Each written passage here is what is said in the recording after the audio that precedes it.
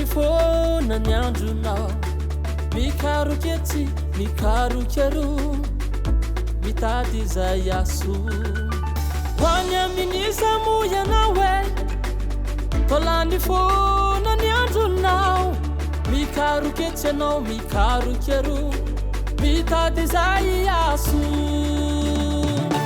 ao am Jesosy ao am Jesosy ao am Jesosy no misy fiainana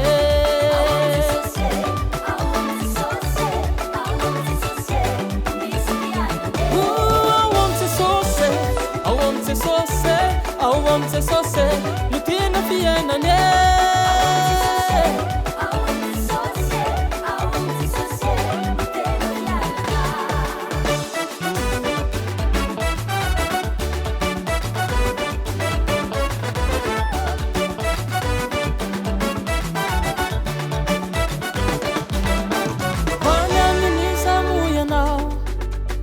tolany foana ny andronao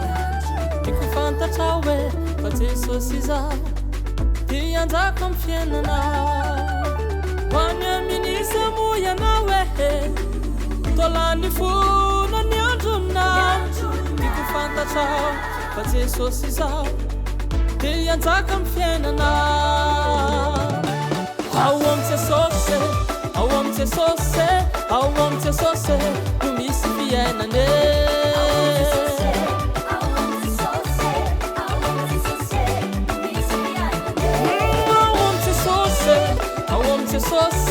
ao am Jesosy no tena fiainana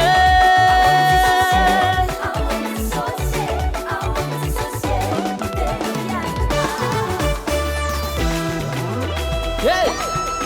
o Jesosy zany lalasy famarinana aby fiainana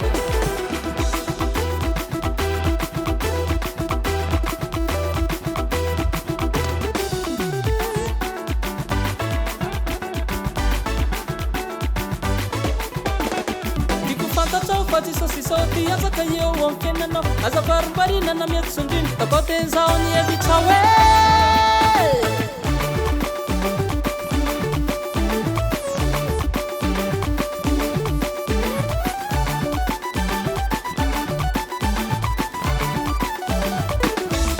ao am Jesosy ao am Jesosy ao am Jesosy